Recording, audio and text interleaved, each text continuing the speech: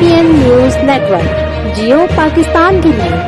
अहम खबर शामिल करते हैं। जाहिर रफीक चौधरी पीटा के इजलास में भारी अक्सरियत के साथ पीटा डिस्ट्रिक्ट रहीम यार खान के जिले सदर नामजद प्राइमरी एलिमेंट्री टीचर्स एसोसिएशन के ओहदेदारान का मशावरती इजलास जिले सदर सैयद मुमताज अहमद शाह की जेर सदारत मुनक्कद हुआ।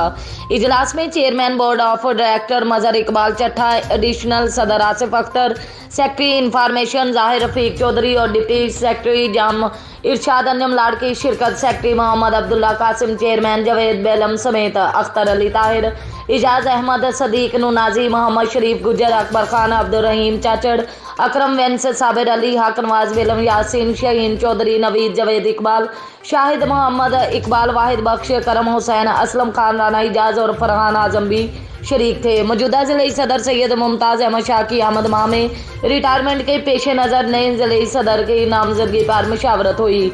ओहदेदारान की जानब से भारी अक्सरियत से सदारत के लिए तजवीज़ करदा नाम जाहिर रफीक चौधरी का आया।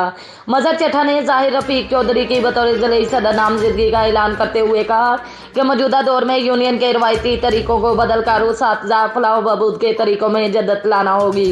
नए नामजद सदर जाहिर रफीक चौधरी ने शिरकन से खिताब करते हुए कहा कि वो उस बरादरी की बेहतरी के लिए पूरी तवानाइयाँ खर्च करेंगे। आखिर में मुबारकबाद देते हुए फूलों के हार पहनाए।